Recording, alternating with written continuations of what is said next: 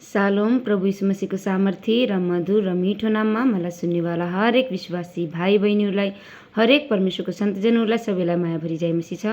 र म आशा गर्दछु हजुर सबै सन्चै हुनुहुन्छ भने म परमेश्वरमा म विश्वास गर्दछु। र आउनु म धेरै समय नलिएर म एउटा आयतलाई म छुटकारामा परमेश्वरको वचनलाई भनेर म यहाँ समाप्त गर्न चाहन्छु।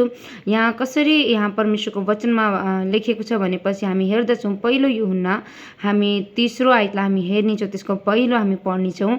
हेर, पिताले हामीलाई कस्तो किसिमले प्रेम गर्नुभएको छ कि हामी परमेश्वरका सन्तान भनी कहिलाएका हौँ, र साँच्चै हौँ पनि। यसै कारणले त संसारले हामीलाई चिन्दैनन्, किनभने त्यसले उहाँलाई चिनेनन्। अरे हालेलुया। यहाँ परमेश्वरको वचनमा के लेख्छ अरे, हेर हैन, पिताले हामीलाई कस्तो किसिमले प्रेम गर्नुभयो अरे के।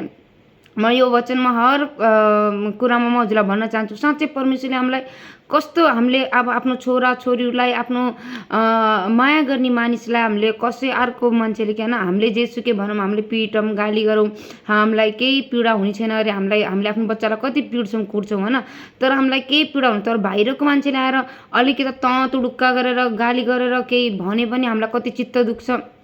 र हामी भन्छौँ हाम्रो बच्चालाई यसरी कसरी अरूले भन्न सक्छ भने, हामी हाम्रो बच्चाहरूको साथमा, हामी चाहे हाम्रै बच्चाहरू, हाम्रै छोरा छोरीहरू गलत भए तापनि हामी उनको सपोर्टमा हामी खडा हुन्छौँ कि हामी उभिन्छौँ। र हामीले उहाँ आफ्नो छोरा छोरीलाई पिट्न दिन्नौँ कि हामीले अरू व्यक्तिलाई, बाहिरको मान्छेलाई होइन। तर पिताको माया हेर्नु न हाम्रो लागि। म हजुरलाई भन्न चाहन्छु, वचनमा के लेख्छ भनेपछि, परमेश्वरले के गर्नुभयो भनेपछि, आदिमा परमेश्वरले आकाश र पृथ्वीको सृष्टि गर्नुभयो भनेर यहाँ परमेश्वरको वचनमा के लेखेको छ भने त्यसरी लेख्छ। यदि हामी उत्पत्ति पहिलो आयतको हामी पहिलो र दोस्रोलाई हामी हेर्दैछौँ, के लेख्छ, आदिमा परमेश्वरले आकाश मण्डल र पृथ्वी सृष्टि गर्नुभयो। पृथ्वी आकाश बिनाको र शून्य थियो अरे। र यो सबै कुरा परमेश्वरले पहिला विचारमा हाल्नुभयो कि मैले पृथ्वीको सृष्टि गर्ने। जब पहिला सबै कुरा थियो, जब शैतान लुसिफरले पाप गर्यो त्यतिखेर यो सबै कुरा पानीमा, पृथ्वी पुरा पानीमा डुबेको थियो। फेरि परमेश्वरले मनमा जब पृथ्वी सृष्टि गर्नको लागि जब विचार गर्नुभएको थियो, त्यतिखेर परमेश्वरले हजुरलाई र मलाई पनि उहाँले आफ्नो सृष्टिमा, आफ्नो कल्पनामा उहाँले हाम्रो चित्र बनाएर राख्नु भएको छ। बाइबलमा वचनमा के लेख्छ भनेपछि, परमेश्वरले आफ्नो हातमा आफ्नो के अरे त्यो हाम्रो चित्रलाई हाम्रो परमेश्वरले बनाउनु भएको छ अरे। र त्यसरी चाहिँ यहाँ म हजुरलाई भन्न चाहन्छु, परमेश्वरले सबै कुरा सिर्जना गर्नभन्दा अघि उहाँले आफ्नो विचारमा, धारामा उहाँले हाम्रो लागि, हजुरको लागि, सबैको लागि परमेश्वरले एउटा विचारधारा, यो व्यक्ति यो ठाउँमा जन्मिने, यसरी परमेश्वरले आफ्नो महिमालाई प्रकट गर्ने भन्ने परमेश्वरले सबै कुरा जान्नुभएको थियो। र उहाँले सबै कुरा सिर्जना गर्नुभयो। साँच्चै उहाँलाई यीशु हाम्रो पाप सबै कुरा परमेश्वरलाई सबै कुरा पहिल्यै उहाँले जान्नुभएको थियो। त्यही भएर उहाँले के भन्नुहुन्छ, जब स्त्री हव्वाले जब पाप गर्दछ के भनेको छ भनेपछि, के अरे सर्पको त्यो साँपको त्यो टाउकोलाई के गर्ने छ भनेपछि स्त्रीको छोराले कुच्ने छ भनेर भनेको छ होइन, त्यसलाई कुच्लिन्छ। र यीशु मसीहले के गर्यो भनेपछि त्यो साँप, त्यो शैतानको टाउकोलाई कुच्लेर खुल्लम खुल्ला त्यसको तमासा बनाएका छ। र परमेश्वरको प्रेमलाई हामी त्यो काल्भरी क्रुसमा हामी देख्न सक्नेछौँ। किनभने यदि हामी मान्छे भएर हामीले कसैलाई पनि यसरी हाम्रो छोराछोरीलाई केही भनेको हामीले सहन सक्दैनौँ भने हाम्रो परमेश्वरले एकलौता पुत्र हाम्रो लागि दिनुभयो। जसरी हेर्नु, के अरे हामी पुरानो नियममा हेर्दछौँ, पापको मजदुरी मृत्यु भनेर परमेश्वरको वचनमा लेखेको छ। हाम्रो के अरे एउटै सजाय थियो, मौत, के होइन, अनन्तकालको मौत, हामी नर्कमा जाने थियौँ। तर परमेश्वरले के गर्नुभयो भनेपछि आफ्नो त्यो प्रेमलाई हामी माथि उडेल्नु भयो। वचनमा लेख्छ, परमेश्वरले जगतसित यस्तो प्रेम गर्नुभयो कि आफ्नो एकलौतो छोरालाई उहाँले हाम्रो लागि दिनुभयो।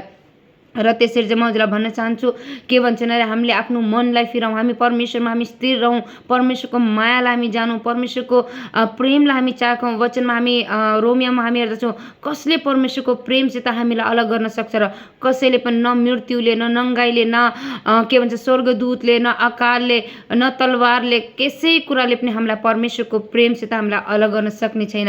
र साँच्चै चाहिँ परमेश्वरले यस्तो प्रेम गरेर होइन, के अरे उहाँले के गर्नु भयो भनेपछि आफ्नो एउटा छोरा हामीलाई दिनुभयो। र साँच्चै हो पनि, यसै कारण म संसारलाई हामी हामीलाई चिन्दैनन् अरे। त्यही भएर त परमेश्वरको मानिसहरूलाई, संसारको मानिसहरूले चिन्दैनन् नि। कति विरोधमा, ईर्षा, क्रोध, जति मैले सोध्छु विश्वासीहरूमाथि जति सताव छ, जति उहाँहरूमाथि पीडा छ, कतै मारपिट होइन, हामी कति भिडियोहरू पनि हेर्छौँ। कतिजना हजुर सुन्ने मान्छेहरूले पनि कति कुराहरू सहनु भएको छ होला। म बोल्ने मान्छे पनि कति कुराहरू मैले सहेर निस्केको। हामी जब प्रभुमा आउँदछौँ हाम्रो जिन्दगीमा धेरै ताडना, धेरै कुराहरू आउँदछ। किनभने संसारले परमेश्वरको प्रेमलाई जानेको छैन, संसारले परमेश्वरको मायालाई चाहेको छैन, र हामी परमेश्वरको त्यो प्रेमलाई हामी संसारमा फैलाउँ। जसरी हामी मत्तीमा हामी हेर्न सक्छौँ प्रभुले यीशु मसीहले के आखिरी उहाँले आज्ञा के दिनुभयो भनेपछि, तिमी जाऊ, संसारको छोर तक जाऊ र मेरो गवाही बना रे। मेरो बारेमा तिमी गवाही देऊ, मानिसहरूलाई चेला बनाऊ भनेर परमेश्वरको वचनमा लेख्छ। र पिता, पुत्र र पवित्र आत्माको नाममा उहाँहरूलाई बप्तिस्मा देऊ भनेर वचनमा लेख्छ। र प्रिय हो, अहिले हामी परमेश्वरको सन्तान हौँ र हामी हेर्नु के अरे, हे प्रिय हो, अहिले हामी के हौँ अरे, परमेश्वरका सन्तान हौँ र हामी के हौला सो अहिलेसम्म प्रकट भएको छैन अरे। अझै आउनेवाला दिन यीशु मसीह जब आउनुहुन्छ तब अरू हाम्रो रूपान्तर हुनेछ। तब परमेश्वरको प्रेम, परमेश्वरले जो हामीलाई चुनाव गर्नुभएको छ त्यो परमेश्वरको महिमाको लागि, जो कार्यको लागि हामीलाई चुन्नुभयो, जो बाटोको लागि उहाँले आजसम्म लिएर आउनुभयो, हामी त्यो कुरालाई जानेर हामी अगाडि बढौँ र अगाडि परमेश्वरले हामीलाई आफ्नो इच्छाको अनुसार परमेश्वरले हामीलाई बढाउनु हुने हाम्रो परमेश्वर हुनुहुन्छ। संसारमा हामी नभट्क्यौँ, किनभने परमेश्वरको वचनमा के लेख्छ भनेपछि, संसारमा भएका कुनै पनि थोकलाई प्रेम नगर। यदि कुनै मानिसले संसारलाई प्रेम गर्दछ भने पिताको प्रेम त्यसमा हुँदैन अरे। हालेलुया। यदि हामी परमेश्वरको प्रेमलाई बिर्सेर, यदि हामीले यीशु मसीहको प्रेमलाई बिर्सेर यदि हामी संसारमा हराएका छौँ भनेपछि हामीले परमेश्वरको प्रेमलाई के गरेको छैन अरे, चिनेको छैनौँ अरे। त्यसमा परमेश्वरको प्रेम छैन अरे। र यहाँ 2 को हामी 5 मा हेर्दछौँ, यहाँ के लेख्छ, तर जसले उहाँको वचन पालन गर्दछ त्यसमा परमेश्वर प्रतिको प्रेम साँच्चै नै सिद्ध भएका हुन्छन् अरे। हामी उहाँमा छौँ भन्ने कुरामा सबैबाट निश्चित हुन्छौँ अरे। हालेलुया।